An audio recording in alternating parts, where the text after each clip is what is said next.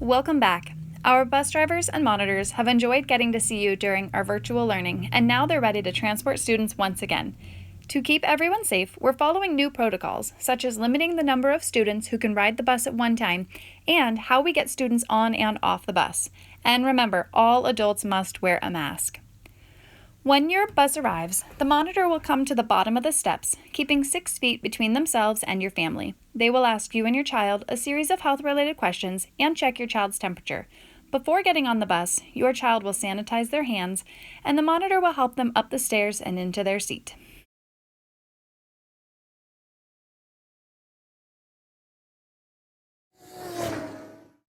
When picking up your child at the bus stop, the process is almost the same. The monitor will stand at the bottom of the steps to help your child down, and keeping 6 feet between themselves and the family, they will guide your child back to you. Remember to always keep 10 feet between yourself and the bus while it is in motion.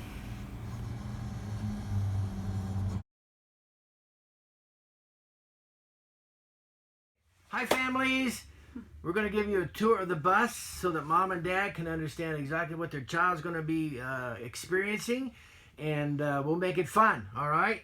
First thing I want to remind you as the bus driver is that when your child's getting on the bus, the monitor will be down there. Make sure they use the handrail, okay?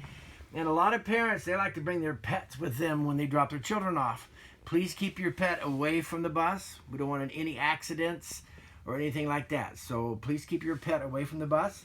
Your child will come up the stairs, and the first thing we're going to do is we're going to take them to their seat.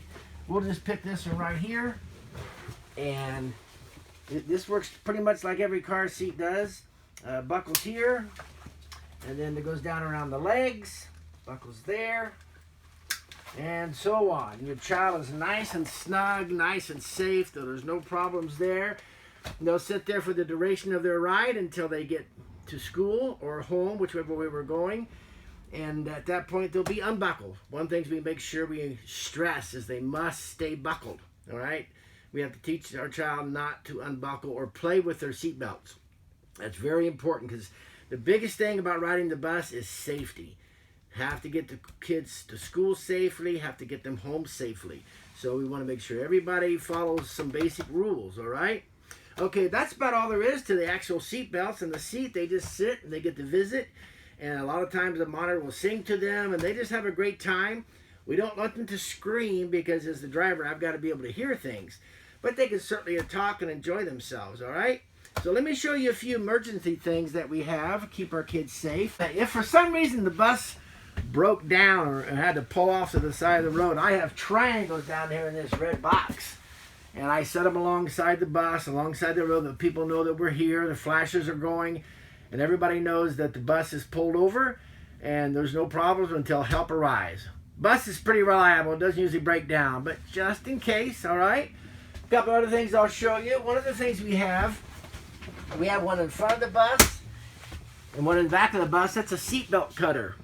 If for some reason the child got stuck in the seatbelt, you just take this little cutter, the monitor would take this cutter and cut them right out of the seatbelt. It's very quick and very efficient. Again, we have one in the front and we have one in the back. Following that, we have this emergency exit we like to talk about. We have an emergency exit on this window here. It opens. Can't get to it. And then it pops out.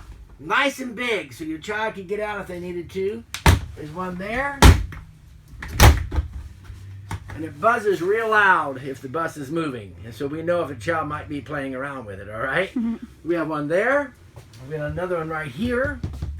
And we have a roof hatch. If we ever needed to, for some reason, get out of the bus, we would go right through this roof hatch right here. So they've got the front door is a way to get out, side exit here, a roof hatch, and finally, the back door. See, this opens up nice and wide and catches right there and stays open, so the child could get out that way. So there's several ways if the child ever needed to exit the bus that they could get out. A couple other things I'll show you up front up here.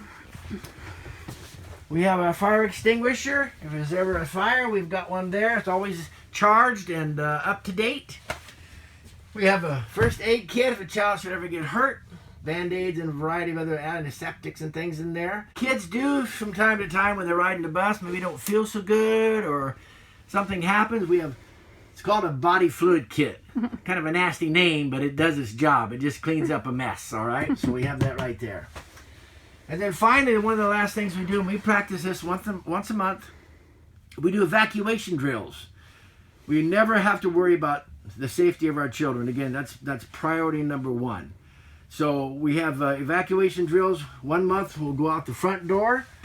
We have these lines that hook on. One hook's here. Child holds the other end. And they pull it away from the bus. And then each child is let off. They grab a hold of the rope. And they always have their hands on the rope. So we either evacuate to the front of the door if necessary. Or we will evacuate this way. We have the same rope back here. Okay, what happens is you would open the door.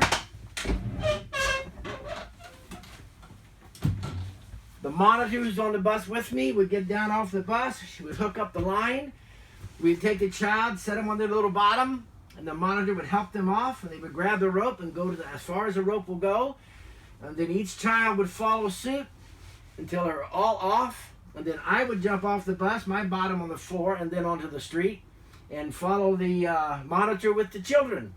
And we always do counts. We count constantly. If all the kids are here, don't want to lose a child. So we count. And we do that once a month, every month, to make sure everybody is safe. Then we take roll call. Again, make sure everybody's name is there. And they're ready and good to go. And then we just walk them away from the bus as far as we need to till it's safe. Most times, the safest place for your child is on the bus. But if something were to happen where they needed to get off the bus, it's not safe, we would evacuate through the front or through the back. That's about all there is to the orientation. So we just want your child to have a great experience on the bus and wanted you to see exactly what they'll be doing while they're here. All right? So when you see the bus approaching, either to pick up your child or to drop off your child, please be sure to stay back until the bus has come to a complete stop and the doors have opened. All right, don't approach until the bus is stopped and the doors are open. That's the safest time. One more thing too, traditionally the monitor wouldn't be down here. Normally, the child would come down the steps by themselves, and of course the temptation for every mom or dad is to stand right here, and the child wants to jump off the steps into your arms. We strongly discourage that, all right? That is so unsafe. So as the parent who's ever picking up the child, be sure they stand here and the child uses the handrail and steps down every step before the parent takes them, all right? We'd appreciate that so much, and it's safe for the safety of your child.